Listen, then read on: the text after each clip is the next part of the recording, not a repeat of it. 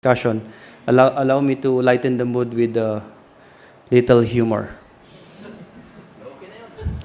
Okay. It's good. My question is, just one question. Why don't scientists trust atoms anymore? Yeah, why don't scientists don't trust atoms anymore? Because they make up everything. Alright. Alright. Sabi nga. Alright. Sabi nga. Sabi nga, matatalino lang yung natatawa doon. Okay. Sabi nga, laughter is the best medicine, but if you have no reason to laugh, you need medicine. Diba? So in speaking of everything, let's talk about God and the world.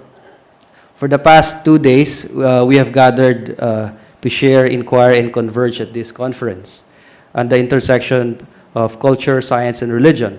As we explore these vast and complex themes, let's explore and remember that philosophy is not just about asking, or rather, finding answers, but asking the right questions.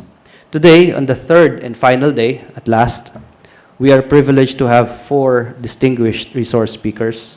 It is like the fruition of intellectual evolution and the last day of creation.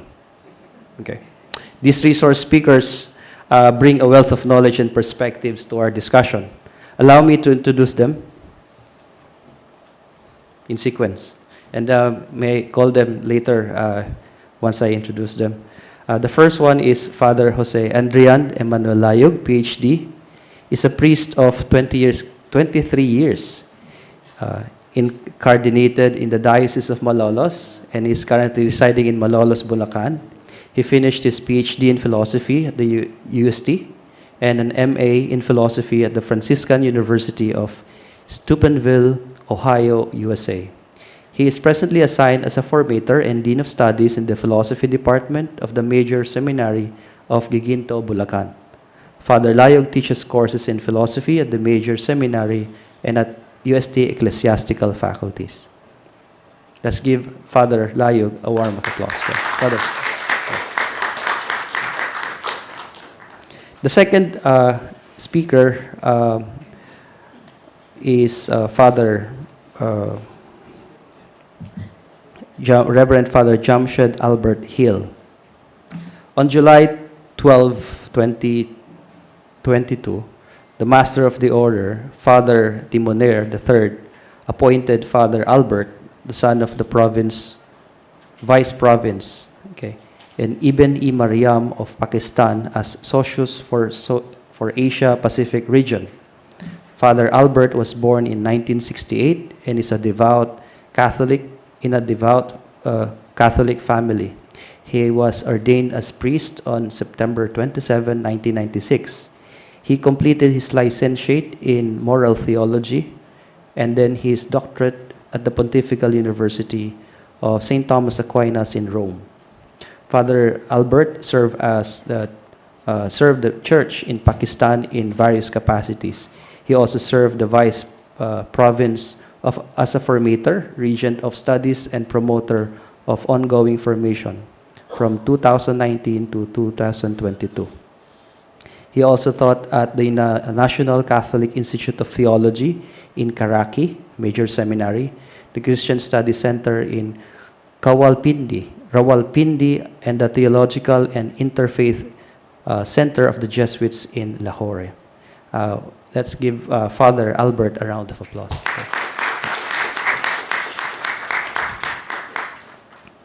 Thank you, Father. The third resource speaker is Professor Philippina A. Marcelo, PhD. She served as Dean of the Faculty of Engineering of the University of Santo Tomas for nearly a decade, starting November 2012. Among others, she represented UST at the Board of Directors of the Philippine Association of Engineering Schools, where she was elected as president from 2016 to 2018. Currently, she is assistant to the rector of UST Santa Rosa. In this capacity, she pitches into the university's interdisciplinary and multi-stakeholder efforts in developing the Santa Rosa campus into UST's research, innovation, and entrepreneurship facility following the knowledge expertise model. Dr. Marcelo has a BS in chemistry engineering degree from UST and MS chemical degree. I suppose it's chemical, right? CHE, yes. Degree from the University of the Philippines, Diliman. In 2008, she obtained her PhD in food science and technology degree from Cornell University in Ithaca, New York, as a recipient of the Fulbright Philippine Agriculture Scholarship Program. May I present to you Dr. Marcelo. And the last is Professor Rey Donne Papa, PhD, is the Dean of the College of Science of the University of Santo Tomas. He holds a degree of Doctor in Philosophy in Biological Sciences, the UST, Manila, since 2012. Moreover, Professor Papa is a Research Associate of the Research Center for the Natural and Applied Sciences. His research interest includes the following: freshwater zooplankton ecology and systematics and limnology. May I present to you Professor Dr. Rey Donne Papa.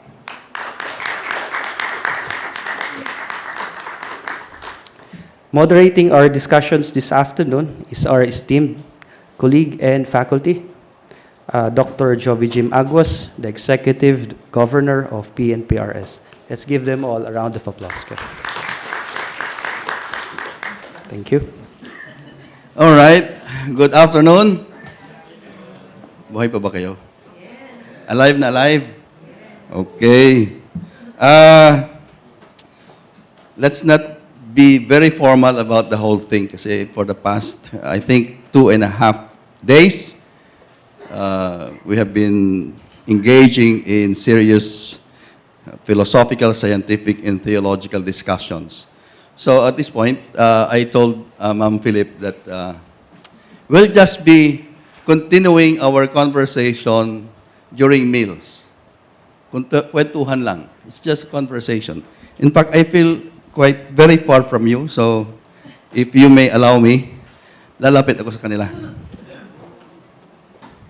Kasi parang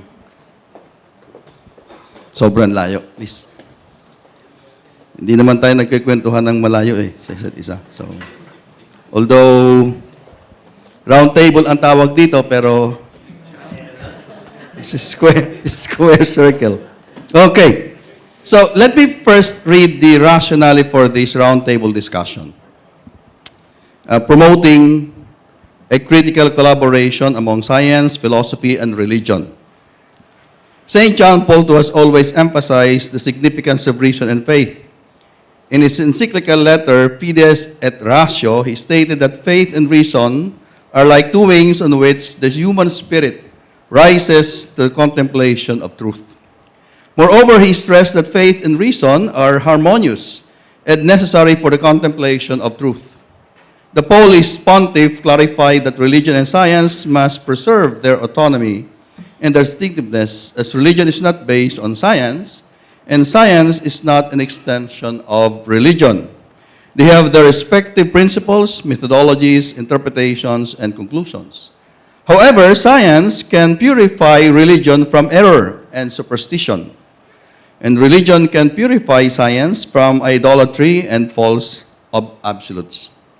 Science should not also compete with culture, because culture embraces everything that is in man and his capabilities, both as an individual and as one who lives in society. Science is an indispensable element of culture, which is ordered for the good of the whole person and every person. Scientific and technical progress aims to provide the human person with a better life so that he can completely and readily fulfill his specific vocation. Our discussion should focus on perhaps a common discourse among philosophy, science, and religion. While these three maintain their respective integrity, they should be open to discoveries and insights of each other. This can be challenging, but as John Paul II observed, there is a growing critical openness towards people of different cultures, academic backgrounds, and viewpoints. And this presents a unique opportunity, and I think this is a very...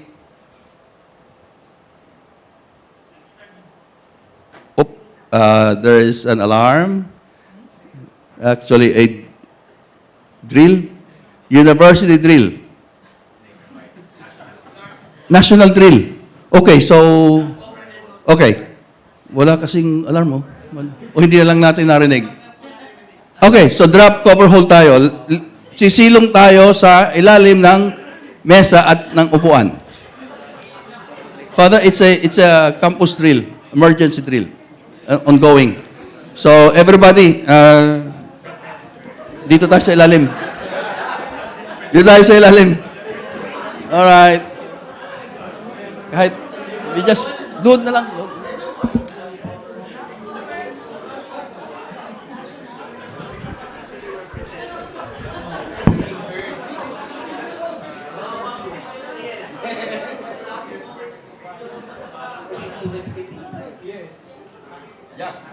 Dito.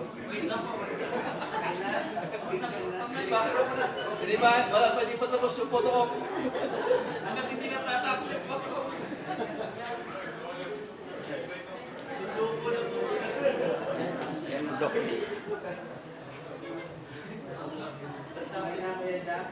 Last na po.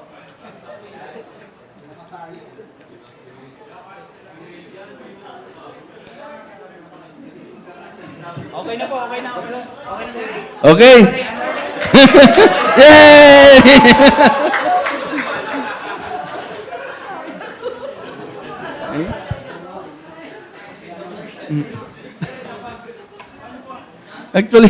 Actually live tayo sa Facebook.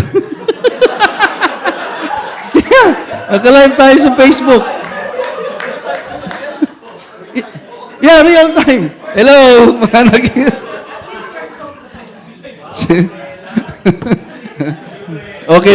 okay din to lighten the mood, di ba? All right.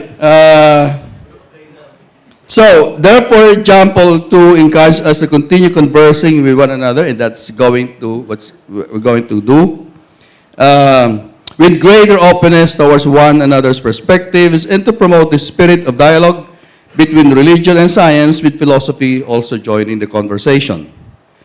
So, John Paul II is challenging us to ask ourselves whether philosophy, religion, and science contribute to the integration of human culture or its fragmentation. Should we continue to live in separate compartments, pursuing totally different and divergent interests from which we evaluate and judge our world? Or shall we expand our perspectives and form a new unified vision of life and the world, a life and world permeated by divine presence? So, having discussed the rationale of this roundtable discussion, we already have prepared 3 talking points. So this is what we are going to do in this kwentuhan. I'll pose some questions, one question, and then I'll ask it's one of them, parang interview lang, ano? What are their thoughts on these points? Okay? So the first point is, would you kindly share your thoughts on John Paul II's call for dialogue and a critical collaboration among philosophy, science, and religion? Your thoughts on this. Okay? So, although we have a sequence here, but anybody can raise. You want to go first? Mauna daw yung pare. So the priest, Father Adriand, you should go first. I think si Father Jamshed is much older siguro sa iyo. Ikaw yung pinakabata. So ikaw yung unang tatanungin. Okay, Father. I take that as a compliment. Ako po yung pinakabata dito. Father, professors, magandang hapon po. Good afternoon. Thank you for having me here.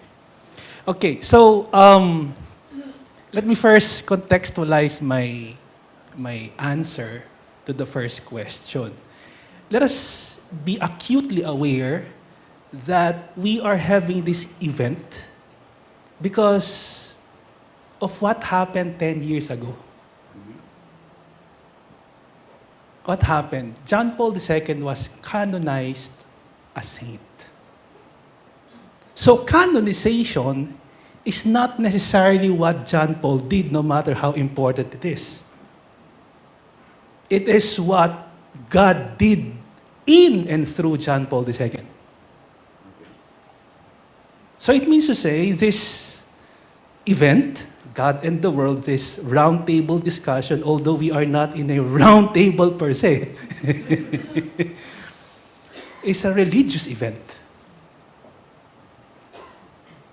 So we have to contextualize dialogue in a religious setting. Okay? My thoughts go back to 1978, the inauguration of Pope John Paul II as the first non-Italian pope in 400 plus years.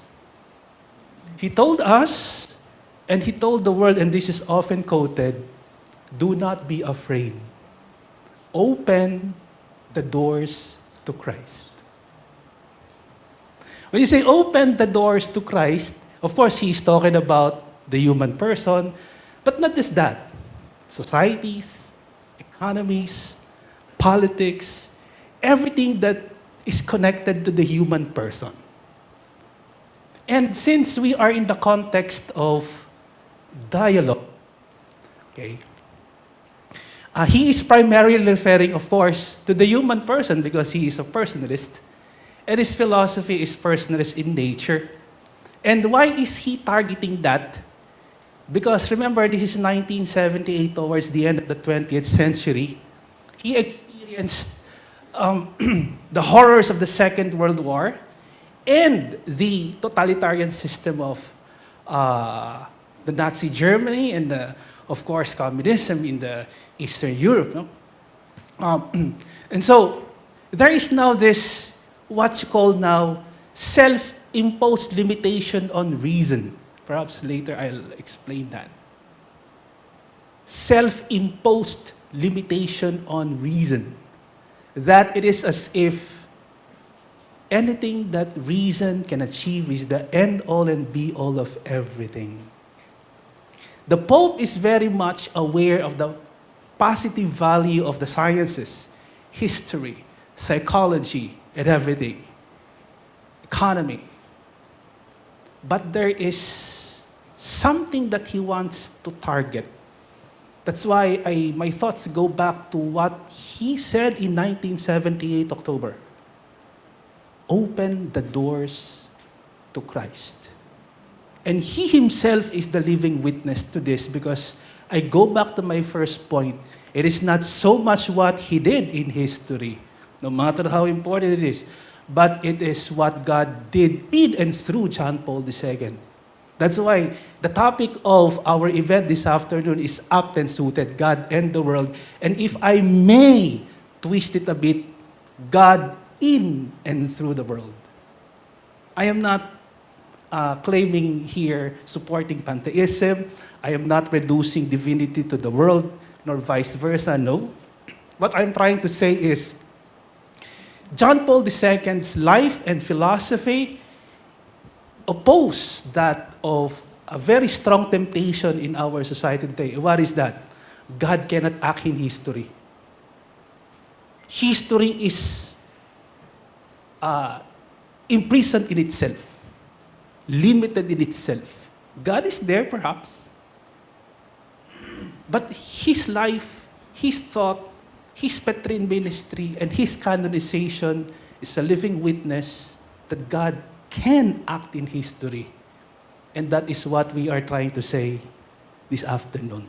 Open the doors to Christ. Okay. Very well said, Father. And thank you very much for providing the sort of religious context to this conversation. And if I might highlight something in what you said, but God is acting through and in the world. But sometimes we also have to understand what the world is, right?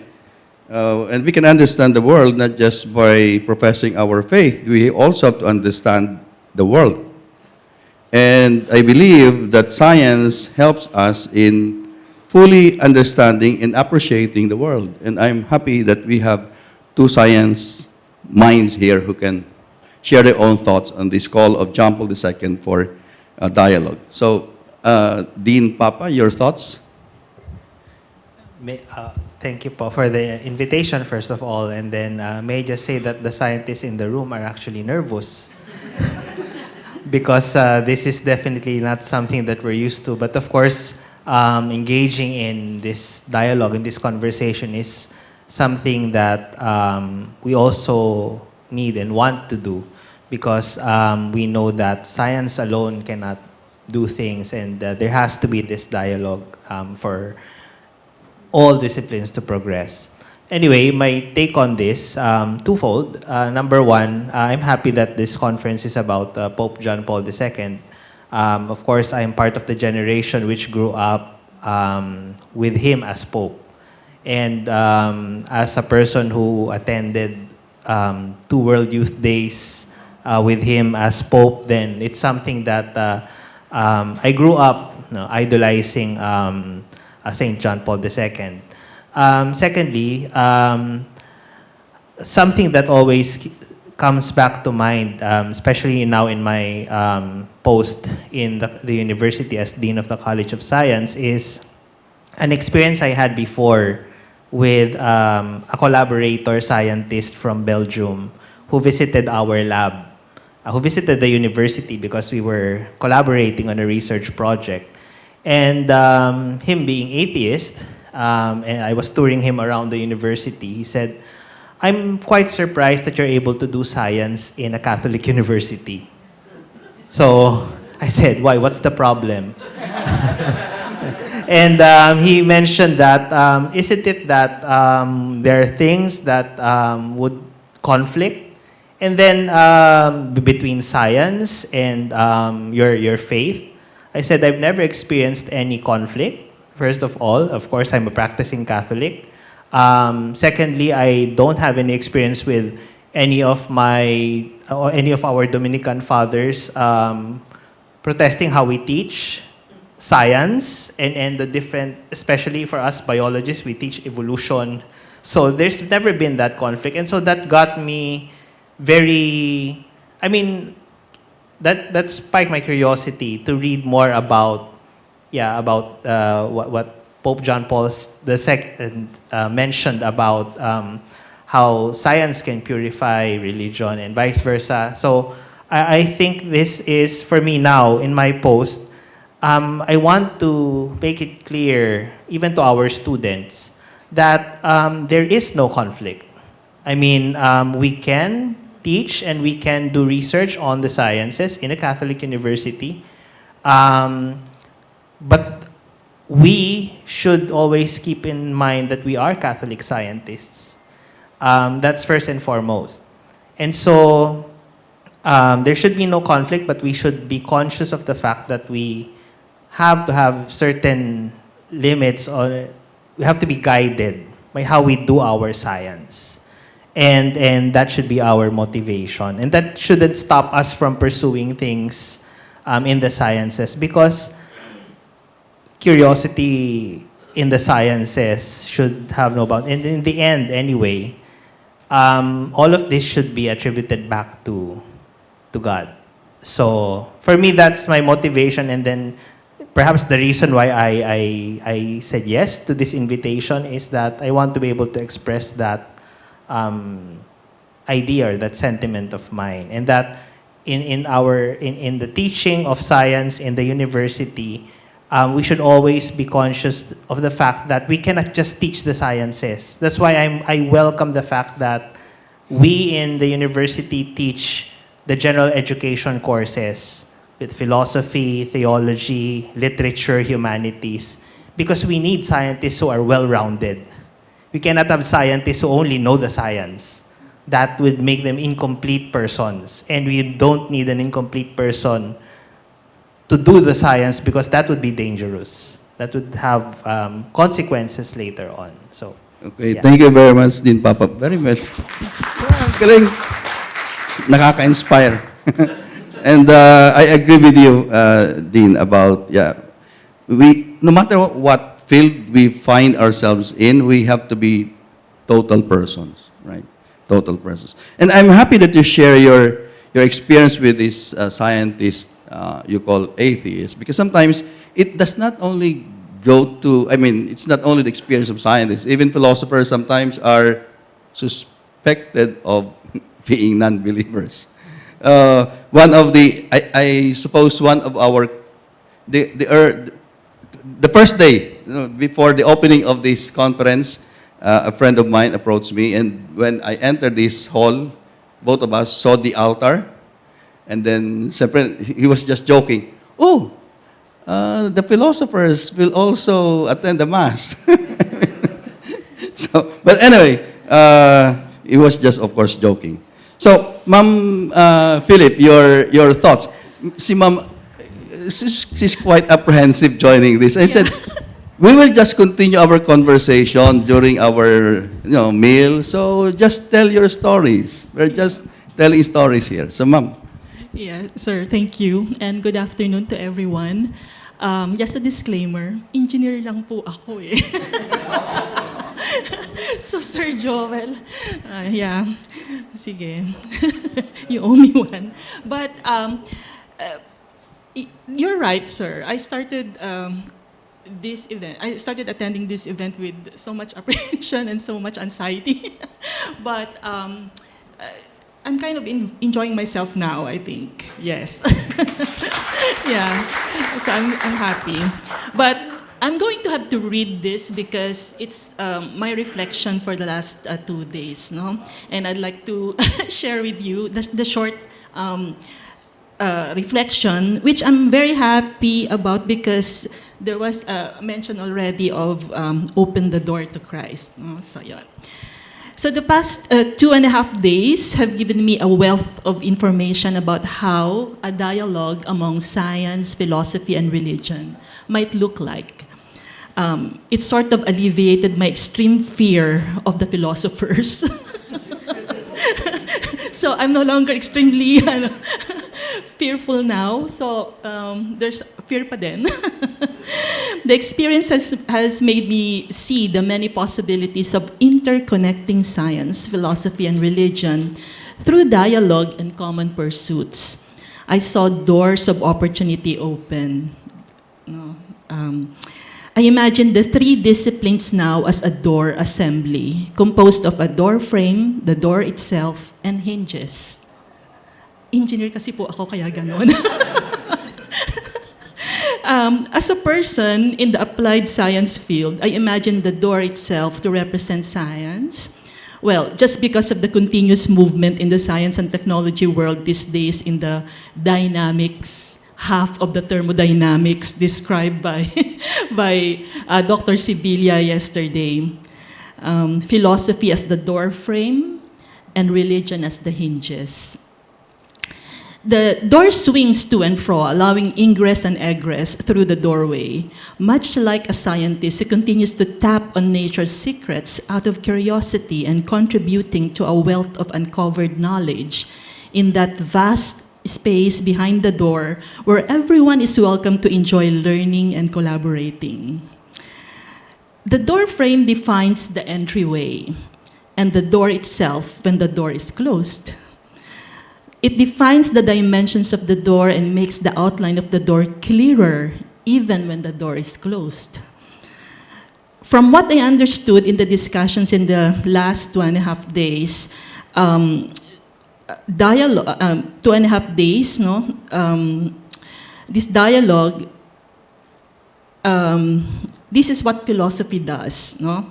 It makes things clearer through rigorous studies that take into consideration history, culture, religion, and the nature of human person. The hinges attach the door to the frame, and hold the door in place, no matter how wide the door swings open, or even when the door swings both ways. As such, to me, the hinges represent religion. Essentially, it sets the boundary, or what we were saying last time, as threshold in the movement of the door. As the scientist's exploration of the truth is bounded by the extent of his or her logic, which is never limitless, as only God is limitless. The fact that the hinges attach the door on the door frame shows that scientists can benefit from collaborating with philosophers in order to clearly define and communicate the basis of the pursuits. The hinges make the door functional, actually. The quality of the wealth of knowledge in the vast space is kept safe and secured by the door assembly, not just each element, but by the entire assembly. So if we could be that door assembly through dialogue, I believe that there is greater confidence in the pursuit of truth. Thank you. Wow, very beautiful. Very beautiful. Sabi ko, magkikwentuhan lang kami. Nagbigay na siya ng kanyang very deep reflection. You know? So, kita niyo mga philosopher, hindi lang tayo ang nakagagawa ng ganyan. Lahat naman kaya yan. Okay, anyway. Father, your thoughts, please. Thank you. First of all, I congratulate for this activity. And I think my thought about John Paul's call for dialogue and critical collaboration among philosophy, science, and religion is very positive, because we have started talking about it, about collaboration. When we switch on our TV or when we hear the news, we see our world divided. There is a lot of division, fragments, isolation, hostility, but still there is hope. And this call of Pope John Paul II has given us this hope. My first thought is this. And the second thing is that we, being Christians, we have responsibility for human condition and for the world. And we have to play our role. What is our role as religious, as scientists, as philosophers? What can we do?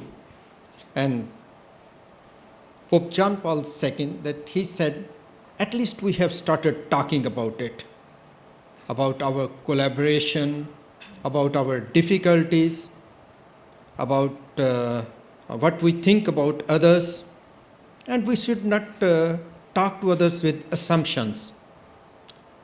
We should be humble, we should be open to learn from others.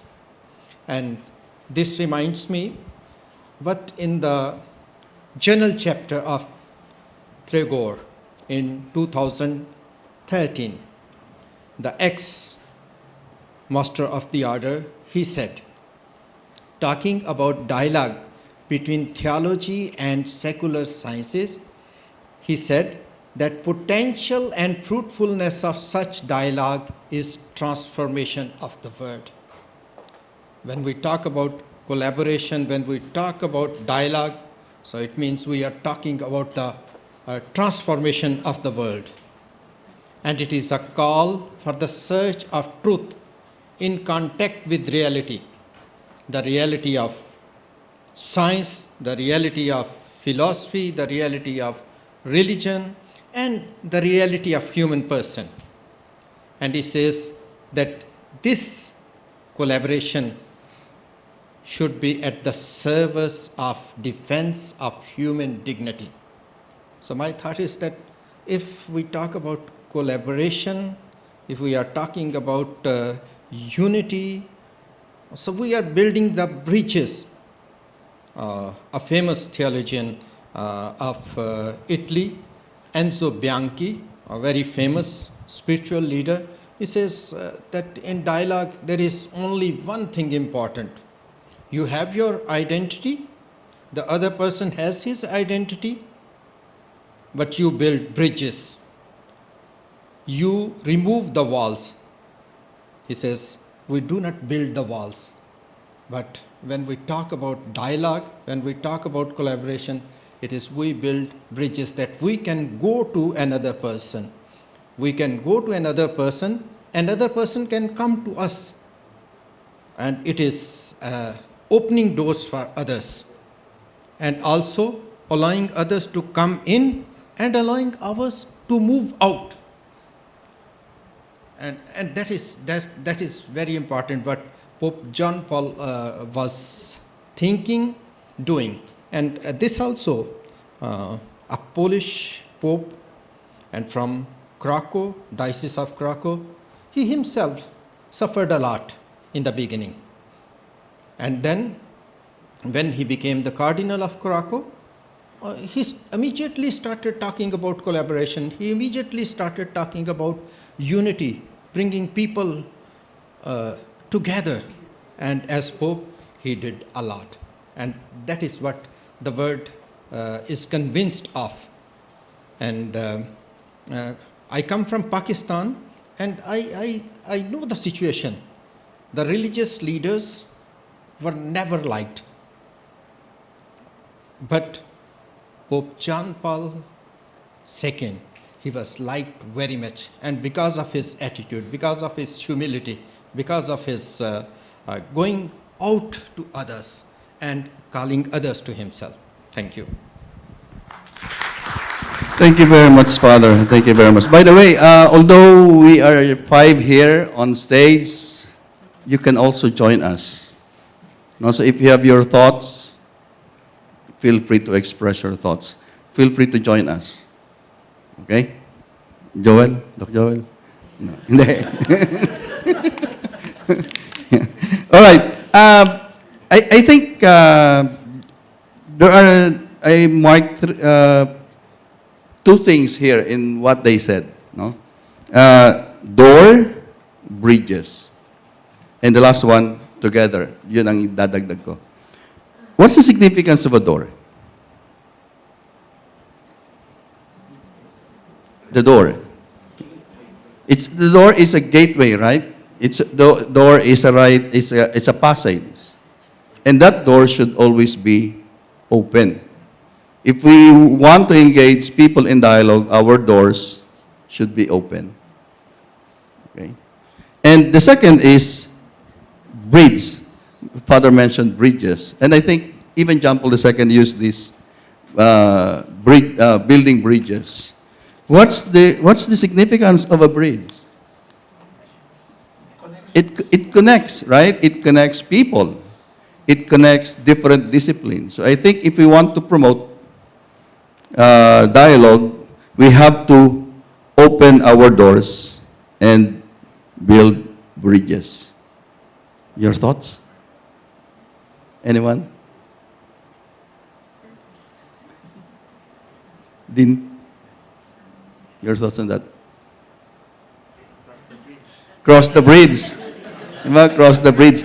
Sometimes, there's the bridge, but sometimes we are apprehensive to cross the bridge. Sometimes, we are on this side, the other is waiting on the other side. The bridge is there, but we don't want to cross. Exactly. Do not be afraid. Open the doors to Christ, your hearts to Christ. So I think that's a very nice message from Saint John Paul II. So your thoughts from the audience? Sinong gustong sumali?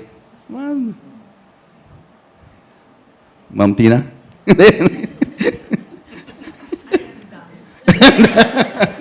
Okay. All right. So, yes, Ma'am Junie. Go ahead, please.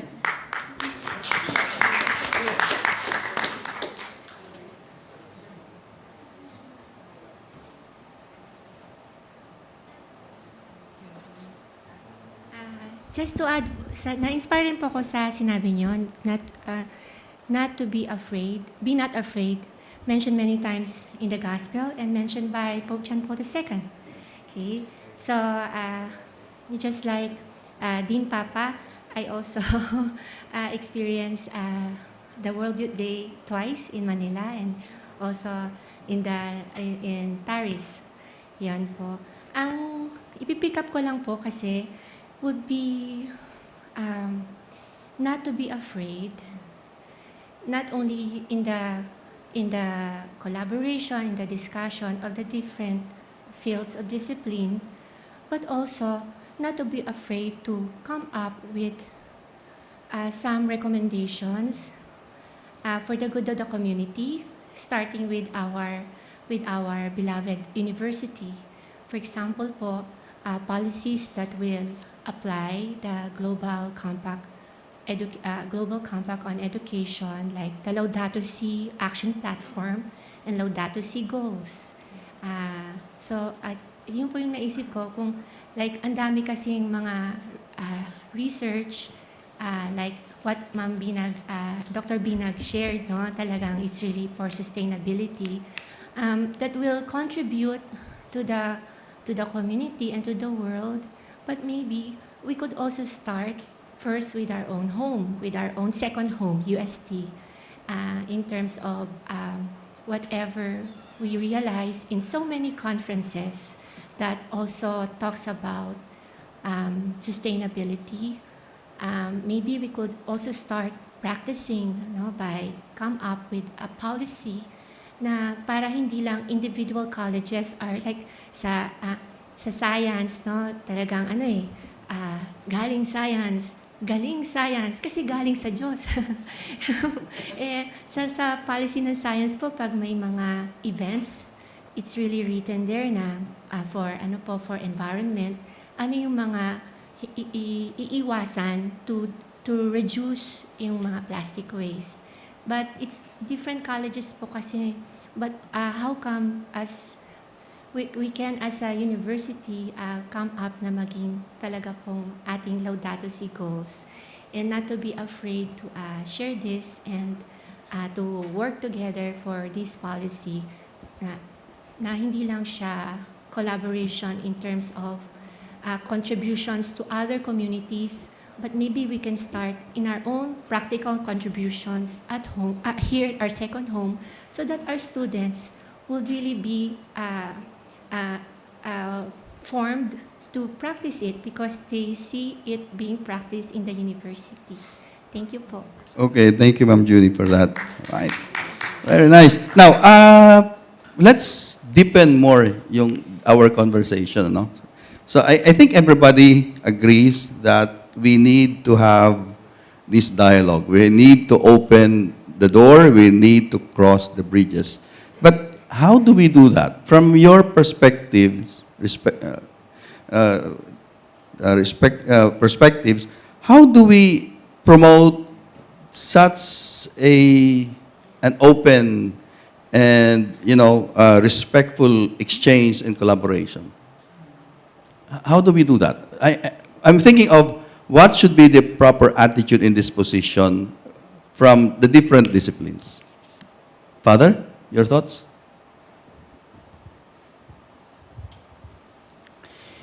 It may seem that opening the door is easy, but it is very demanding. My thoughts again go to the life of Pope John Paul II in 1981 when he was assassinated. We all know the story, of course. The bullet was, according to, as he said, was guided by the Virgin's hand. It missed the critical artery millimeters. Okay. But fast forward, he talked to his assassin,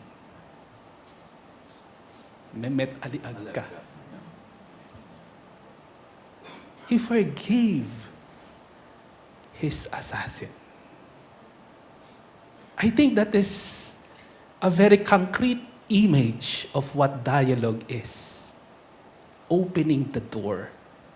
And it is not so easy to forgive. That's why, sir is asking me my thoughts on opening the door. Who among us here is, finds it easy to forgive and to ask for forgiveness?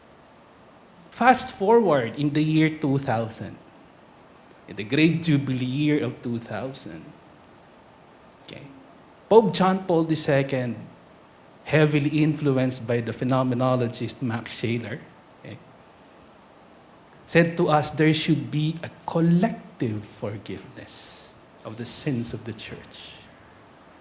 Because for Max Scheler, there is a kind of collective personality. You can find that in his book. Okay, but it's not, the technical explanation should not be here. This is a roundtable discussion. What I'm trying to say is, opening the door to Christ is demanding.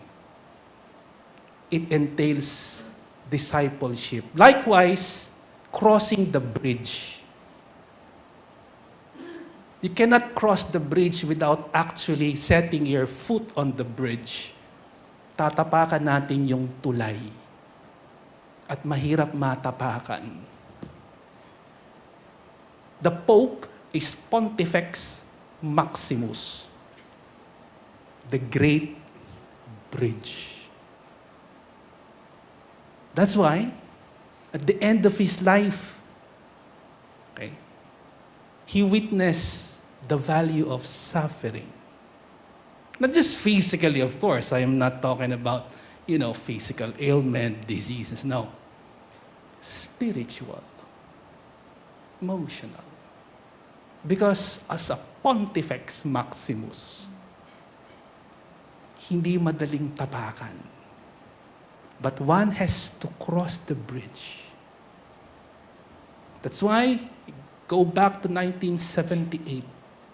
Do not be afraid. He himself overcame this fear because he knows that as a successor of Peter, he has to strengthen his brethren. Thank you, Father. And let's just settle. Focus more on what you said, Father, about dialogue entails forgiveness. We know the history of the relationship between science and specifically the church. Galileo excommunicated by the church. Although it was not really the fault of Galileo, it was not Galileo who first provided this, scientific perspective. Nicholas Copernicus, already provided us with a much bolder perspective when he said that the earth is not the center of the universe. So, I think Galileo just seconded Copernicus in his thought. And sadly, it was Galileo and not Copernicus who was excommunicated. Now, one of the first acts of John Paul II in his papacy is to seek forgiveness from science for the sins of the church against science. In other words, yes, people could commit mistakes.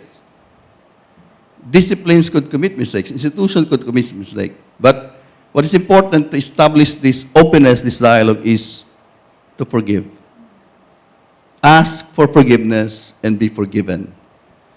So I think if for example, in our institution, there may be some competitions, and sometimes the competitions or rivalries may hurt the feelings of other people from other disciplines, I think that's important, that we acknowledge our mistakes and be open to ask forgiveness and give forgiveness. Right? Okay, anyway. Masyadong malalim na. Yes, ma'am. Ang lalim po, sir. Pero ako, experience lang regarding opening doors. And the reason why I'm here is because I tried to open the door to Sir Joel. And then what happened is that he pulled me instead on his side of the door. So that's why I'm here. But I was sharing with him and with you as well. I teach fluid mechanics. That's fluid flow. So at the end of the course, we use the final requirement of for my students is to design a pipeline. Yeah.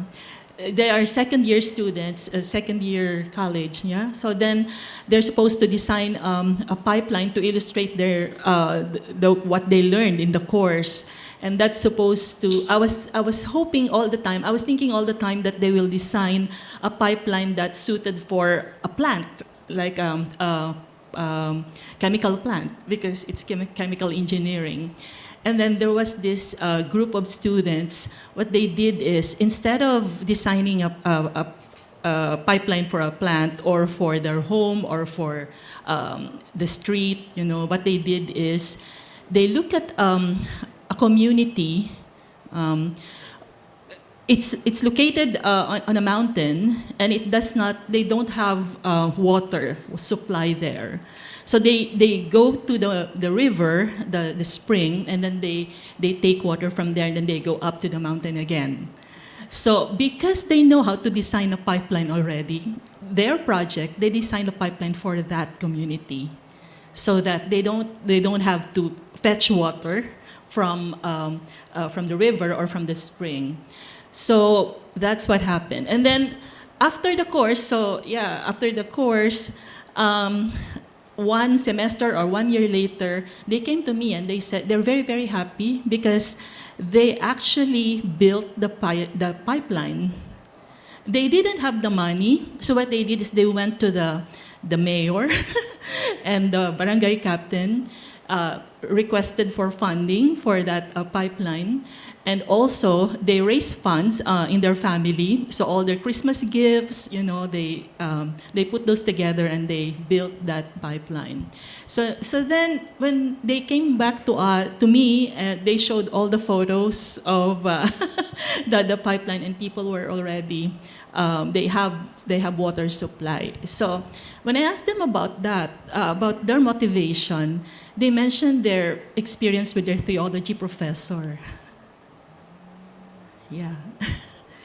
Yeah. So that was they have a knowledge from the course, but they got their inspiration and their motivation from the theology course that they took, and at the same time, of course, their exposure, to the poverty that they see around us. Yeah. So then, that's it. So then, after that, the next courses, the next semesters that I was teaching that course, I invited them to give a talk to the students during orientation, so that the students, my current students, would be able to, if they want that option, then they could do it. So, the next class that I had that time, talagang everything was, all the projects were applied to communities, to farms, and then, designing pipelines to collect rainwater, etc. And these are just second-year students. It's not even their thesis yet.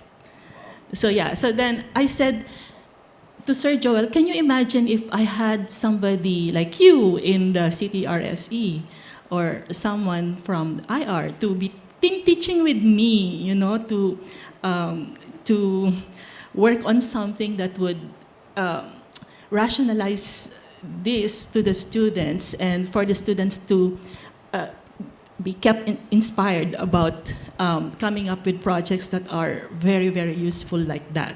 So therefore, that to me, that in terms of our environment in the university, in terms of our academic life, I think that's one of the things that we can pursue in opening doors and building bridges and crossing the bridges, and then working together, collaborating for the benefit of the students and our other stakeholders. Thank you. Thank you, ma'am. Thank you. Very nice sharing. Very nice sharing. So, Dean Papa, your thoughts, please? Actually, I'd like to I reflect on what you said about Copernicus and Galileo. Because when you talk about science, we always pride ourselves with the fact that before we say something is, I mean, the result of an experiment should be reproducible. We have to make sure that our findings can be replicated, can be done again by other people. And then when we have our publications, of course, it has to undergo peer review. And I think the thing there is that despite the fact that we try our best to follow those, there are times, of course, that there are scientists who end up doing unethical things in the conduct of their research. And I think this just goes to show that when we do science, sometimes, yeah, we need to be open to the fact that, I mean, it would be nice if there would really be solid training in the morals, in ethics of all scientists.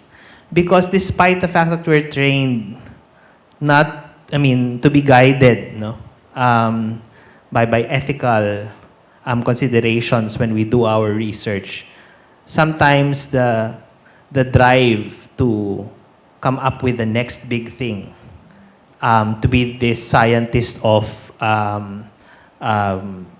to be this acclaimed scientist in this particular field, can sometimes blur the lines between what is right and wrong already. And so that's why we need to talk. I mean, and that's the difficult thing. And that's the thing that perhaps I mentioned earlier. We're quite nervous to be here because we go to conferences wherein we talk to people of the same discipline, so we know how to engage with them. We are known experts talking with other experts in the same field. But this time, we're talking in front of philosophers, theologians. We don't know much about the discipline, but then it is important for us to be engaged in that dialogue. And remember, if there's a bridge, then that means malalim yung sa ilan. Hindi madaling tawirin yun. No? And mahuhulog ka, pag nahulog ka, delikado. No? So, kung hindi ka marunong lumangoy or masyadong mataas yun, pwede kang ma-aksidente. So, but those bridges are there for a reason, and we should really start considering, talking to one another to avoid these instances wherein, as scientists, we may run afoul of ethical considerations because of the fact that we forgot something very important that we could have considered if we were engaged in a good dialogue. And I think universities should be grounds wherein these conversations should be the norm. That's why I think we should have more instances sa pag nagmi-meet yung faculty, hindi ang pinag-uusapan lang sa faculty room, chismis, o kailan yung dating ng CBA, o yung ganun ba na usapan na mas intellectual. And it will bear fruit because sometimes the best ideas come out of these deep conversations. And then, for all you know, if the theology professor will be talking to the scientist, then yun pala, ano na rin yung scientist na napapaisip na siya na may mali na pala akong iniisip or ginagawa kasi nare-refresh siya using the insights of the theology professor or the philosophy professor. So those are the things that can happen. And to link it now with my own field, of course I do research on freshwater. Na-realize ko lang,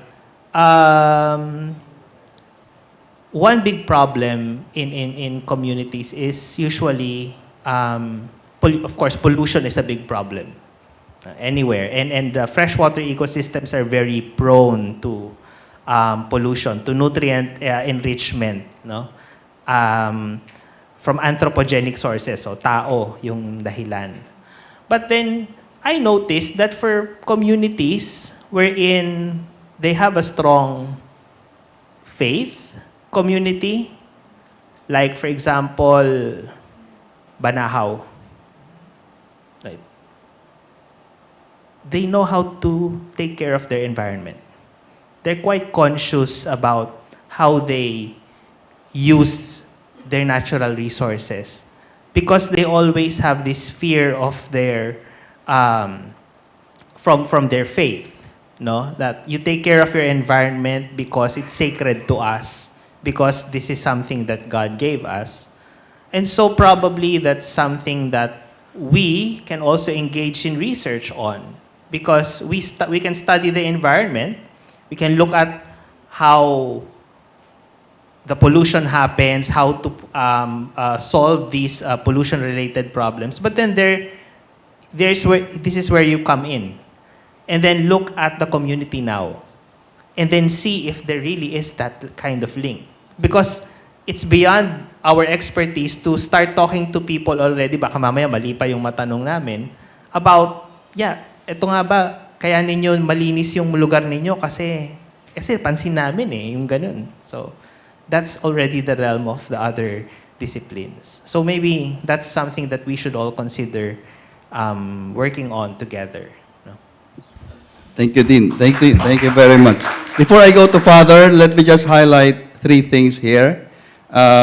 First, in doing research or in collaborating or doing what we do as as academicians, scientists, philosophers, I think one thing that struck me in the sharing of Dr. Marcelo is yung service to the community. No?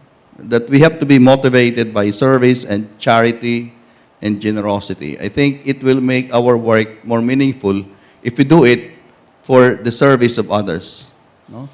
For charity. And then the second is, I think, highlighted by Dean Papa, sometimes it's not only the scientists. It's applicable to any intellectual person that we can go overboard, right? And therefore, the important thing there, I think, is self-restraint and self-discipline on our part. Because sometimes we think that we know everything. No? We are experts in our respective fields, and we think that we can do everything. And sometimes, because of that attitude, we go overboard, right? And sometimes, when we also talk to the other experts, sometimes we feel uncomfortable, we feel apprehensive. But believe me, lagi niyo sinasabi kayo, ninenervyos kayong makipag-usap sa aming philosophers. Bakit hindi ba kami ninenervyos din? Mahirap ba itong ginagawa ko? Really, honestly, before we start this conversation, I was thinking, how could I manage? Sabi ko, parang ang yabang ko naman ako yung nag-moderate dito. Kinakabahan ako nung, before, medyo confident, but as the time drawn here, sabi ko, oh my God, parang pareho na ako kay kay Ma'am Philip. Ninenervyos na rin ako. So, I think it's a common feeling. And last thing, is, I think what I pick up from Dean Papa is actually to create a culture of conversation, not just maybe between or among the different disciplines, but even within the discipline itself. I'll share with sharing lang sa center, in our center. Before, during the pandemic, syempre, no people in the center. When the class starts, open na yung university, very few people go to the center. I was the first one to really stay there. And I thought, I have to create some kind of an environment in the center that people will come, will feel at home. So sabi ko kay Doc Joel, let's make this place a home where we can converse. It's like this, kwentuhan. Share our thoughts, our projects. No? So if there is that culture of conversation like this one, hopefully, tuloy-tuloy ito, we can continue the dialogue. Okay, so Father, it's your turn to share your thoughts. Thank you very much. Yes, we were talking about door, about bridge, about going to other and opening the doors. My thought when we talk about collaboration, how we can promote collaboration, your question is this. Considering the commonalities, diversities, respectful openness, I think sometimes it is also important to knock at the door of the other. It's not opening our door, okay, you are welcome. But sometimes you have to knock at the door of the other to learn from him. And I want to give a Dominican example. In 1937, the province of France liked a program, and they sent their friars to Cairo to study Islam in an Islamic country. What was the reason? To be with Islamic scholars. Today, this Dominican Institute for Oriental Studies is a well-known research institute.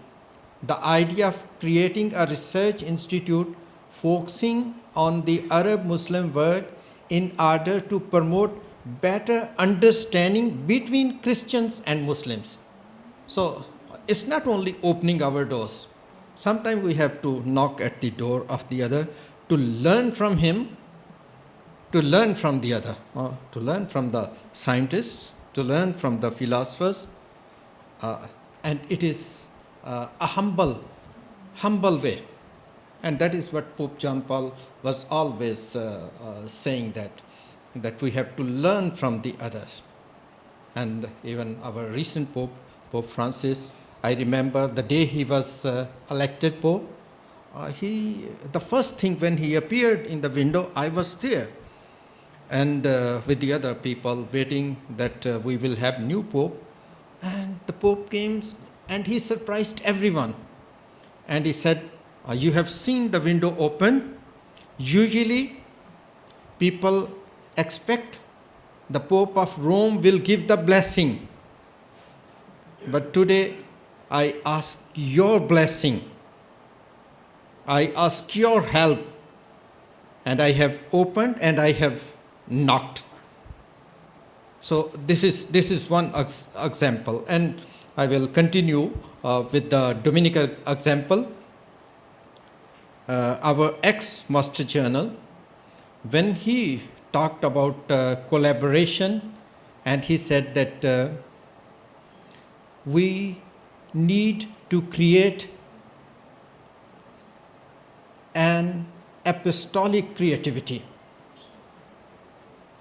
The dialogue with religions, dialogue with culture. And he said we should not limit ourselves to dialogue with culture, dialogue with philosophy, dialogue with religion. He said more than that. Ecology, dialogue between faith, between science, and he said between digital world. This morning we heard about it. And he said, being in dialogue means listening. It's not only speaking, but it is also listening. We are challenged to remain open to the truth. We need to search for truth from the other. We should have our truth. We have our truth, but it's not the only truth, but the other one, the scientist has his own truth. The philosopher, he will talk about his truth. And from there, we should learn.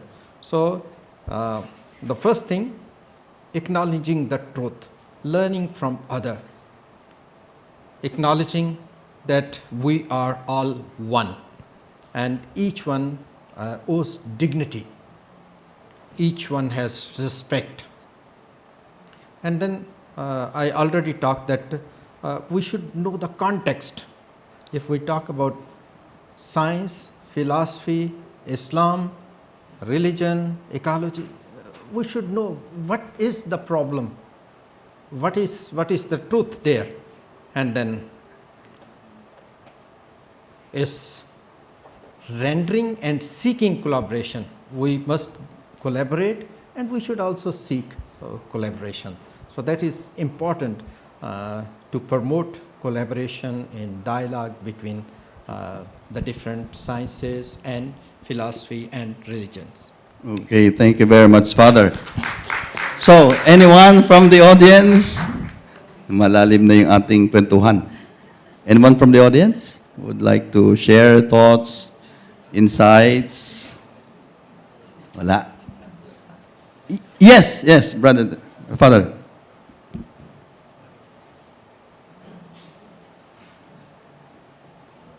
Afternoon po. Mag-a-add lang po ako doon sa mga napapag-usapan ngayon kasi it's very inspiring.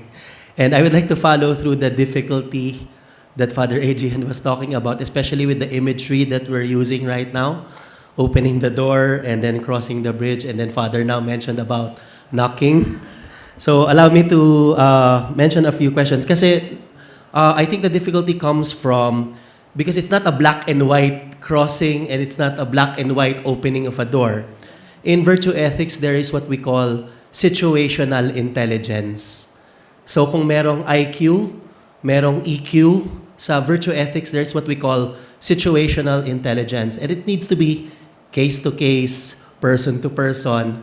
And I've just scribbled a few questions here that I'd like to share with everyone.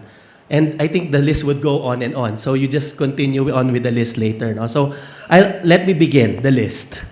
How wide do we open the door?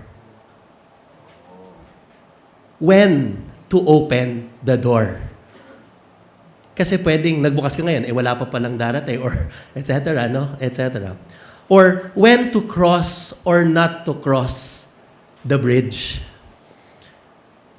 Who to cross the bridge with? What do I bring with me when I cross the bridge? Do I cross or let the other cross?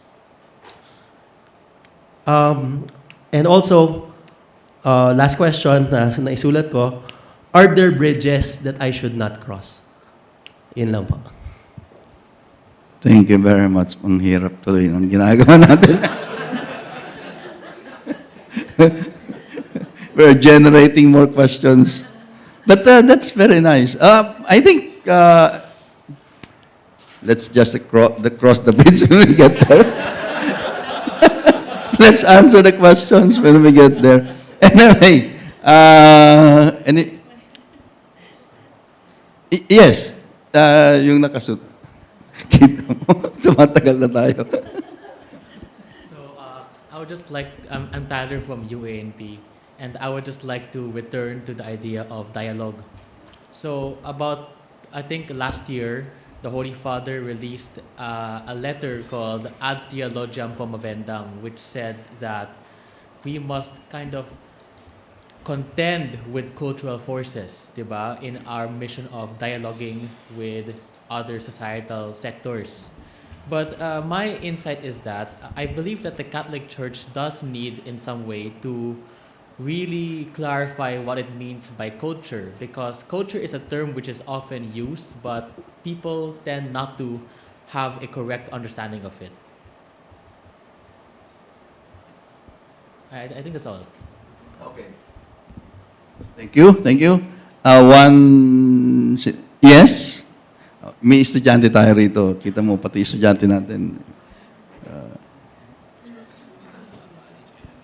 I guess I'd like to, in this discussion, I'm reminded of an anecdote where it says like, science marches on with progress while philosophy stays and looks at it deeply.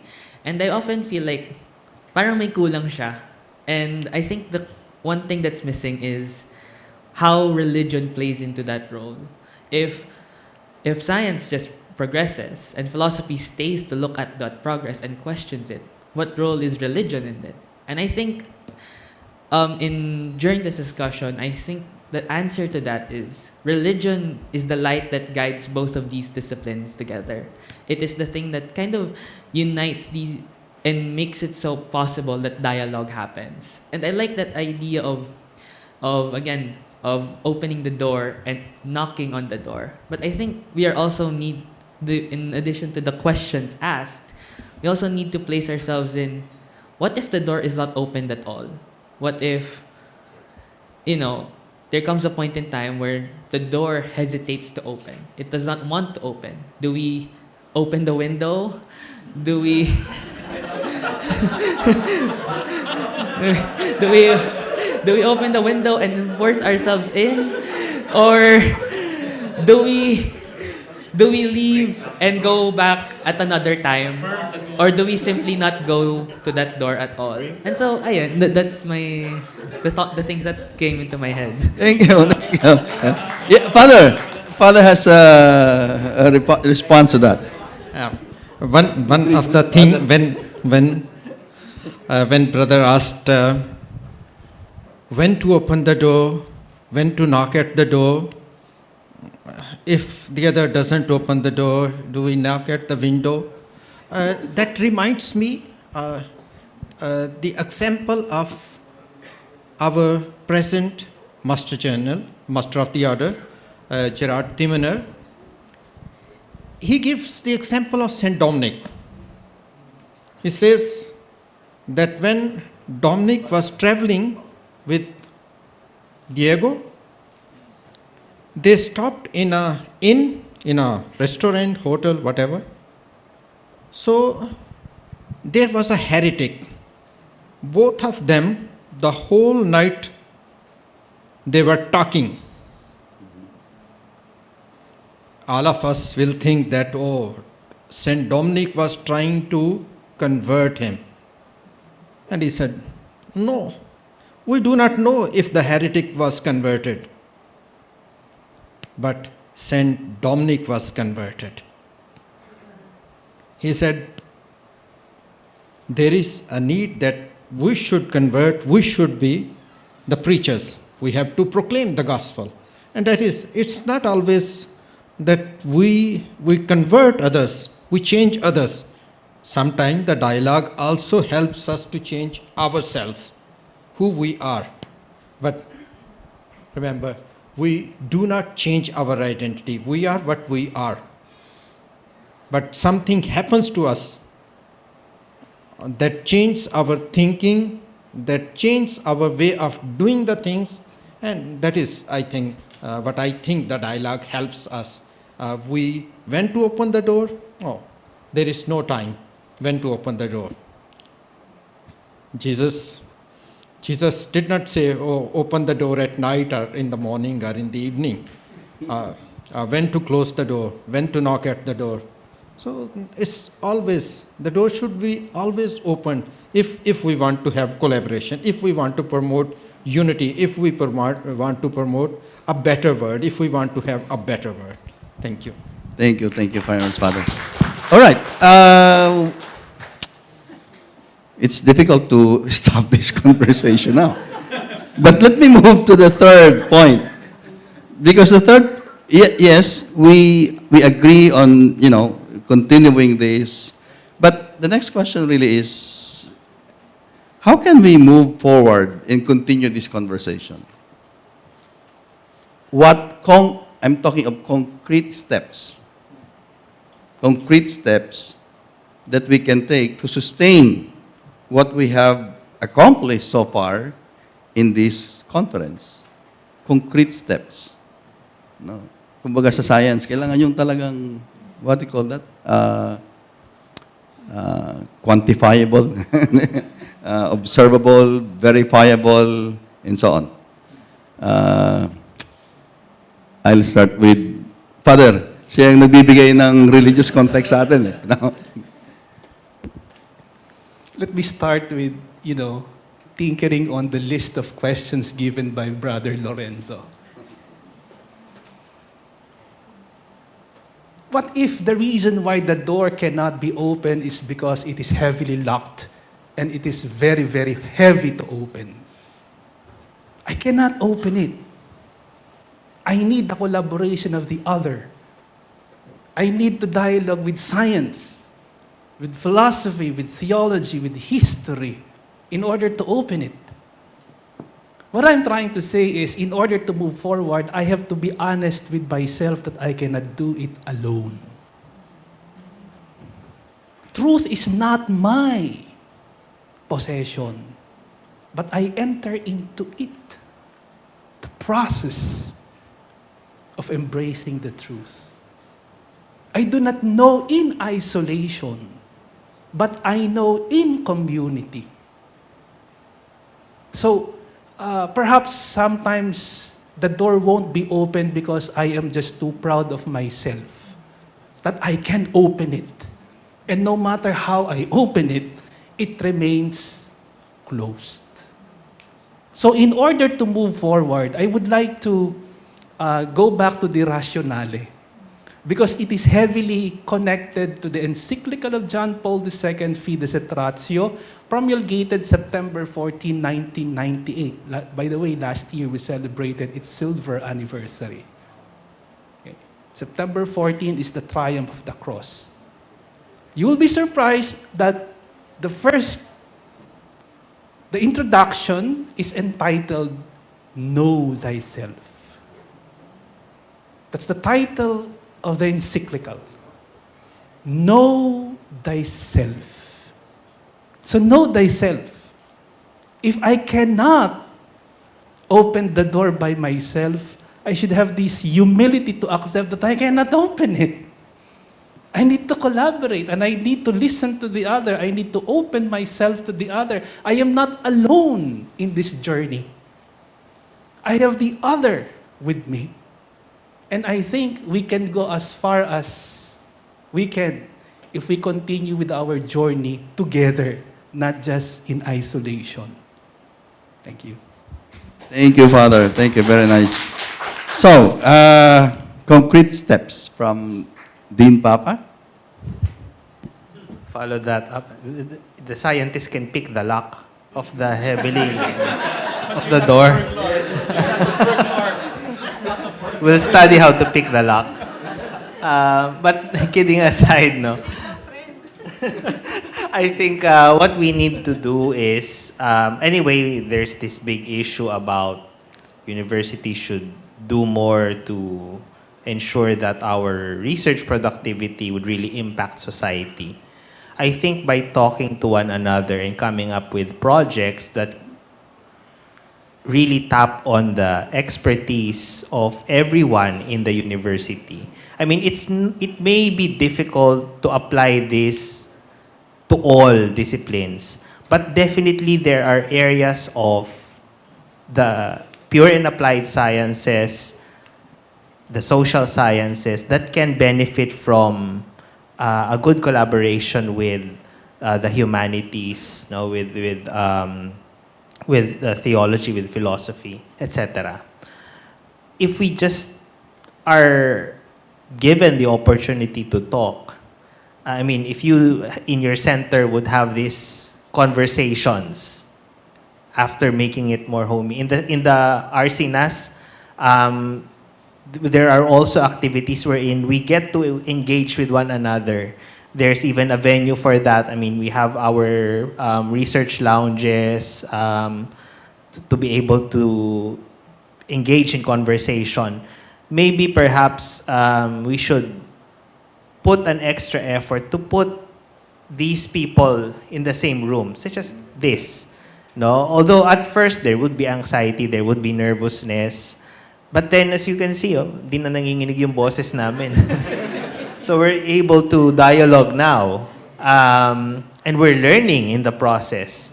And so the university should be a venue for this kind of discussion all the time. No? It would be nice if what we would be seeing in the university would be experts from different disciplines, so in a coffee shop talking about coming up with the next big project, rather than other more trivial matters, no, perhaps. So, but sometimes that's a good, instigator of a conversation. Good start. Yeah, it's a good start. So, yeah, if we are able to do that, then it really is going to be a more vibrant university culture. And then the research outputs will come next. No? But if we are siloed,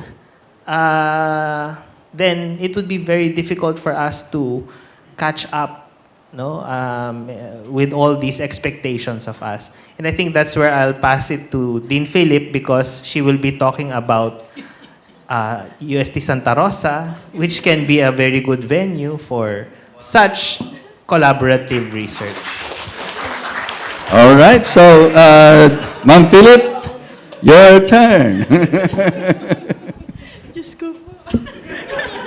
Okay. Thank you, friend. Yes po, sir. This is good. No, like I said, I've overcome my fear of the philosophers and the theologians. Now I think I can converse already with everyone. We have this grand plan. The university has this grand plan of developing UST Santa Rosa as the research and innovation and entrepreneurship campus of the university. And the research works there will be interdisciplinary. So we have all the research centers here in Manila, and these are disciplinary but multidisciplinary. So there are researchers under one roof that are coming from different disciplines, but still working on their own projects. But in Santa Rosa, we are going to create spaces where everybody can participate in research works, so that in the end, aside from just interdisciplinary, we will have undisciplinary research. So we go from disciplinary here, multidisciplinary. Interdisciplinary is when you look at the intersections of our work and then build from that, work together in that intersection, and then come up with solutions to problems, societal problems, etc., and come up with solutions. No. But when you say undisciplinary, you don't talk about your discipline. There's just this question of why do we collaborate? Why do we collaborate? So there's that problem, and then you come in on the table, and just let everybody know what you can contribute in solving that problem. And it doesn't matter what your discipline is. The important thing is you have the knowledge and you have the capability to contribute in that pursuit. So then, if that's the case, then it's this particular conference is very important to this plan of the university, because can you imagine science, religion, and philosophy coming together in a conversation like this? So we have been speaking to all the academic units in the university and also the research centers. That's when I got into a conversation with Sir Joel, because we always think that there's something missing. Oh, we haven't spoken to our theologians, our philosophers, etc. So then, yon. And that's why we're very, very happy that, happy na ako ngayon, na-invite ako dito. Kasi, ayan, nakita ko na pwede naman pala makipag-usap-usap. So then, maybe we can start organizing year-long events, where we just have the brown bag events lang. Like we bring our lunch together and we eat lunch together. Just talk about things, and then that's when we identify the intersections in what we are doing, and then we progress from there. So yan po, concrete plan po yan, kasi talagang may second building na tinatayo, and then we are working on the third building, etc. So then, yeah, it's going to happen. Thank you po. Thank you very much. So, Father, your thoughts? So, I think your question is very good. Concrete steps. And again, in our last two chapters, we have discussed about this collaboration, and I want to give the reference of two chapters. One in 2019, when Chirag Timner was elected master in Benva, and then Tultenango, then he again. So in these chapters, they talked about this to create a network. Concrete step is to create a network of collaboration. So what we have to do, the first thing, when we create a network, we have to prepare guidelines. We have to have a policy for that network. And then the third thing is to identify the persons who can work in that network. And the fourth one, the places where we can work. Okay, if we, for example, we create a network of collaboration, if we do not have policy should be for 2 years, 3 years, 5 years, a planning, a project, specific project that in these 3 years we'll do this, like this activity. What kind of people we are inviting for this conference? The scientist, only from Philippines, only from the first world. Maybe we need to invite a Buddhist. Maybe we need to invite a Muslim to listen from them. So identify also the people we know that they are working. They have committed themselves for this collaboration, for this network. And the last thing, very important, we must evaluate what we are doing. And it should be a critical evaluation.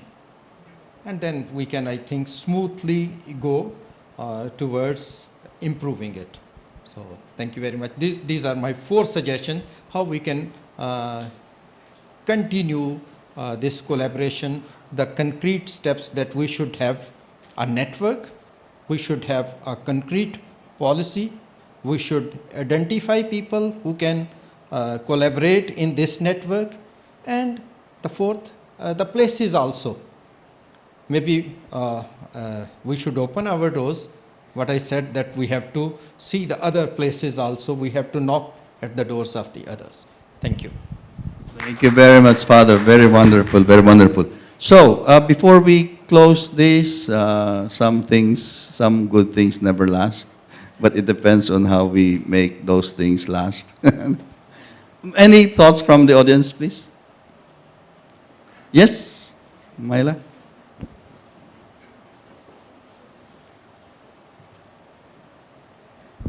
Nakakakaba po talaga. Pero baka hindi ako makatulog. Maybe some thoughts and reflections from the things that's going on, coming from a theology professor, perhaps. So as a theology professor, it's expected of us to talk about God. And I was just thinking that in trying to appreciate what dialogue is about, one good thing siguro it helped me really is to understand is God is already present in the world. That God prepares the hearer. God prepares an individual person. And we know that sometimes I'm just afraid maybe to cross that particular bridge or to enter that particular door. But I have to also trust God that He's already at work. And He is a powerful God. He can do a lot in relation to the work of conversion in one's life, in relation to pointing to that person what is beautiful and what is true. And that in itself would open more doors for us. And maybe take away a bit of that particular fear that I will be able to heed the call of not being afraid, because what I bring is the message of Christ. When you come from a place of love, when you come from the place of you bring Christ to others, it is the Lord who will bridge us and bring us together. So God and the world. Thank you. Thank you very much. Wala na? Kung wala nang yes, Brother Vince.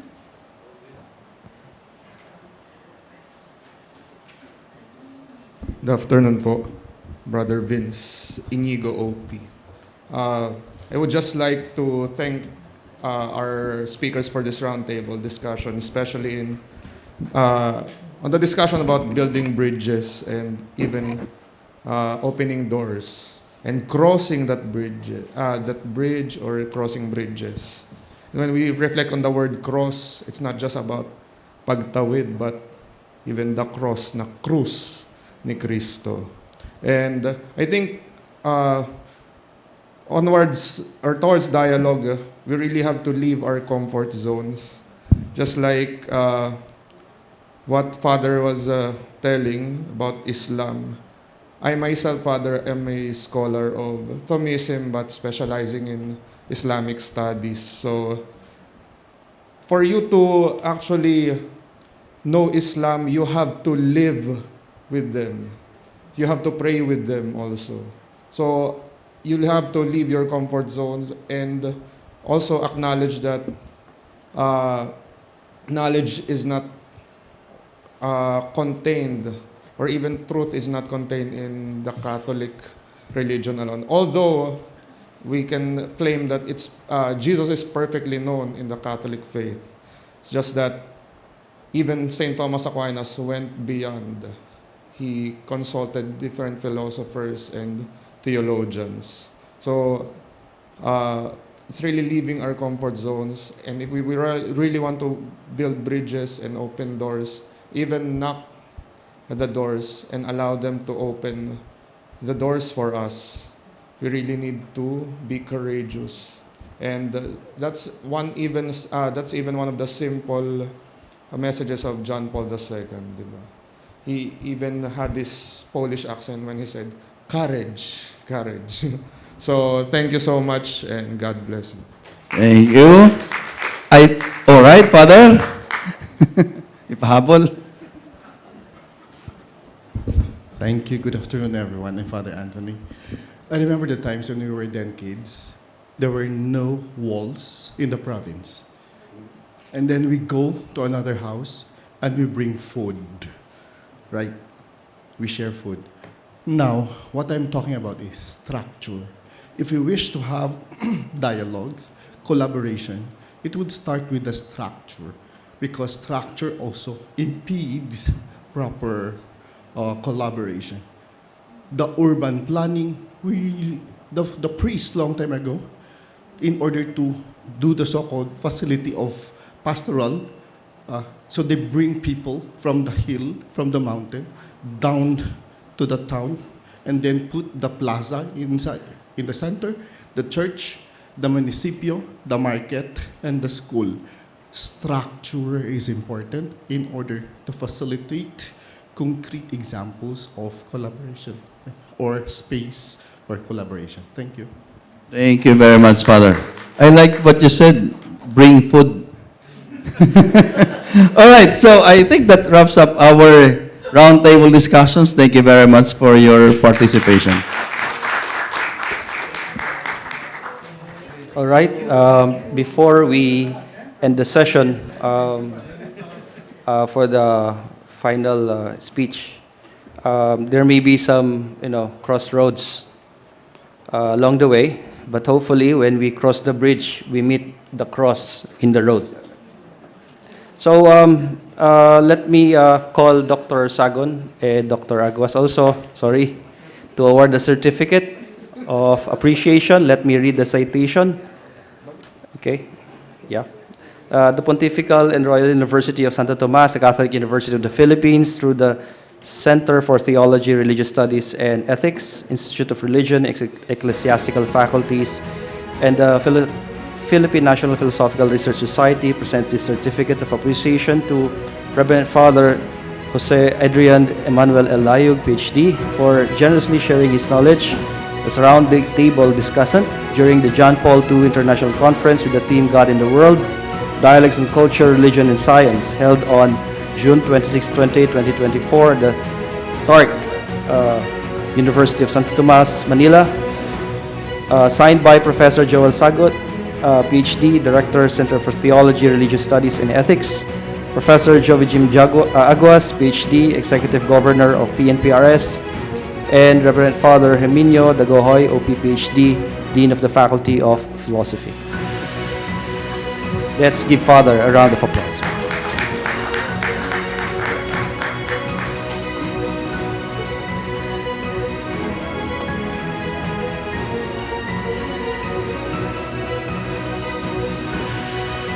All right?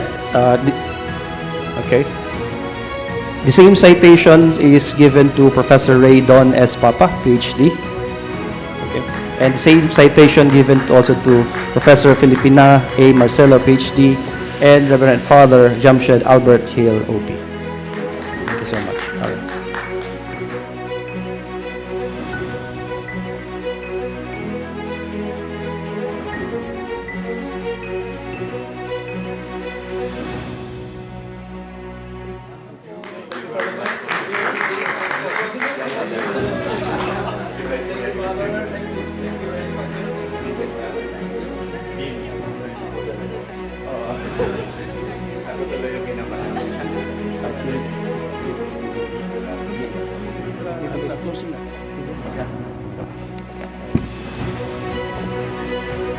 Okay, so to end this session, I remember one statement of Lao Tzu. Okay, to become learned each day, you have to add something, and to be enlightened each day, you have to drop something. Siguro mahirap bigyan ng maikling paglalagom yung mga napag-usapan, pero gusto ko lang sana pagtahiin yung dalawa. Okay, yung between religion and science. Sabi ni Father at the beginning, do not be afraid, open your heart to Christ. Think like a proton. Always positive. Be positive with Christ. So as we bring this edifying and thought-provoking conference in God and the World to a close, let's take a moment to reflect.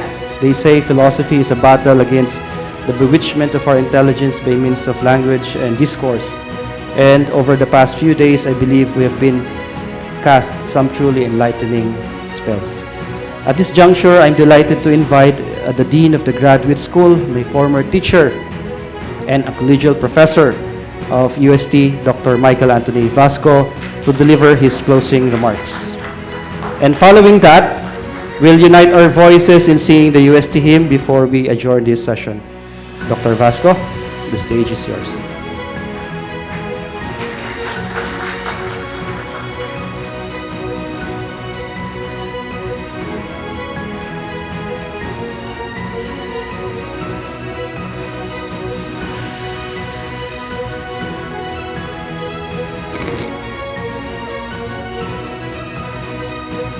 Good afternoon. As the process philosophers Alfred North Whitehead and Charles Hartshorne insist, the world is in the state of process. As such, the ongoingness of the world will forever make it dynamic, where absolute views will always be tempered by constant change. Perhaps this was the main reason why Thomas Kuhn avers that the discoveries and findings of science are not absolute, for it only renders further refinements of previously scientific facts or established scientific facts. Are we not also reminded by Karl Popper's idea of falsification, which makes the advances in the natural sciences possible? With this problematic, we need to make sincere efforts to dialogue the various domains of knowledge. Epistemological hegemonies are inevitable due to our affiliations to certain schools of thought. The danger, though, is to resort to a philosophical, scientific, or even epistemological triumphalism that will limit our horizons in appreciating the ever-expanding frontiers of knowledge. Perhaps it is because of our penchant search for the absolute. Thus, we vigorously defend our respective forts and camps. But let us not forget that discourse in philosophy, science, and culture are forms of narratives. They are kinds of writing that would need careful appropriation and understanding. As Jürgen Habermas notes, we pursue a certain kind of knowledge out of our interest on it. Hence, all knowledge are interested. And this interest may lead us to political divides, which Michel Foucault refers to as the politics of truth. Let our thirst for an absolute position be tempered by dialogue, openness to new ideas, acceptance of wider horizons in knowledge. It is in this way that we will realize the important roles that culture, science, and religion play in human civilization. Dialogue requires sincere appropriations of reality and understanding through reasonable interpretations. Hans-Georg Gadamer reminds us in Wahrheit und Method the importance of historically affected consciousness in understanding, that is, through Wirkungsgeschichte und Wirkungszusammenhang. And this further leads us back to the idea of truth as aletheia in Martin Heidegger. Truth is never instant. Rather, it is unveiled, it is unconcealed. The unveiling or unconcealing of truth leads to the understanding of being or reality, as pointed out in Sein und Zeit. And further, we need to go beyond our comfort zones in understanding reality. When Heidegger avers in the Beitrage zur Philosophie von Erignis that we need to understand the Abgrund, the ungrounding or shaking off of being and reality, indeed, this is a difficult task. Not all of us will be able to realize it. Perhaps that is one reason why Heidegger declared that deep thinking is for the rare and the few. In an interview of Der Spiegel in 1967 to Heidegger, where Heidegger was asked to comment on the exponential development of science and technology in the modern world, he succinctly exclaimed, "Only a God can save us." Quo Vadis, God and the World, Dialogues on Culture, Science, and Religion. Thank you and good afternoon.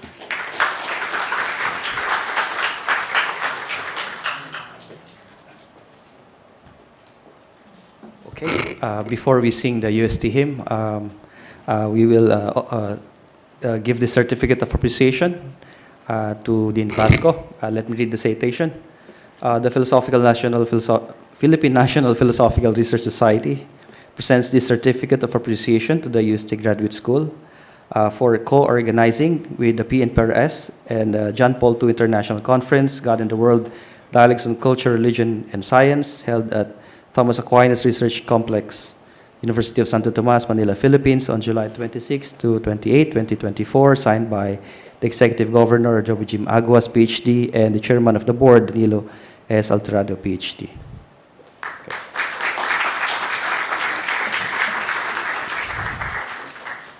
All right.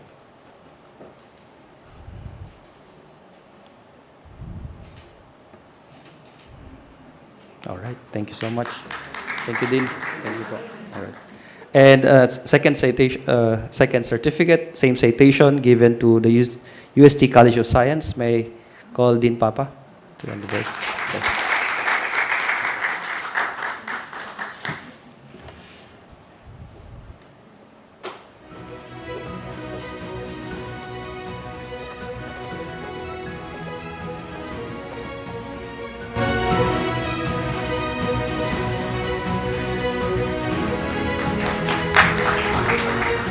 All right, before we sing the UST hymn and after the certificate, award of the certificate, for the evaluation after this conference, the QR code is available outside the venue, and it's also available in the Zoom link.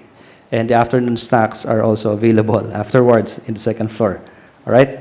So, and last, we will have a short photo shoot with everyone in front, with the organizers and the guests, okay, with them later on, after the singing of the UST hymn. Thank you so much. So, we now stand and okay, sing together. Thank you.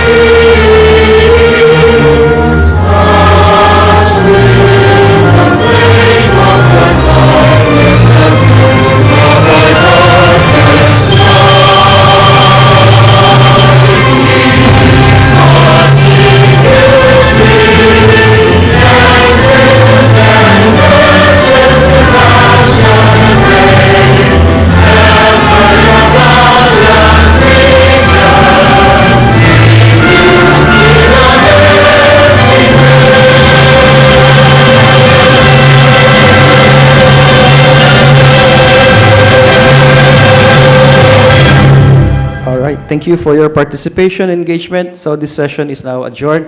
May I invite everyone to go in. Organizers, yeah, thank you. And the guests, the sciences, teachers, theologians, philosophers, and of course, Dean. Okay. May I invite our guests, of course, Ma'am Binag, please. Tayo, dito. Ating mga speakers, invited speakers, collaborators, partners, and Dr. Joel, and also the committee members, please join us, no? Committee members, isang malaking picture tayo para, sige. Dito tayo sa stage. Stage tayo.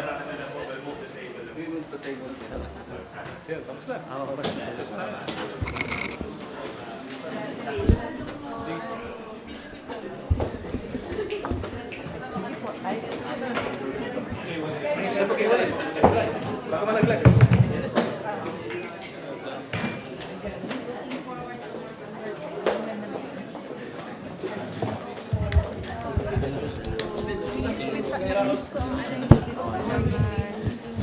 Okay lang.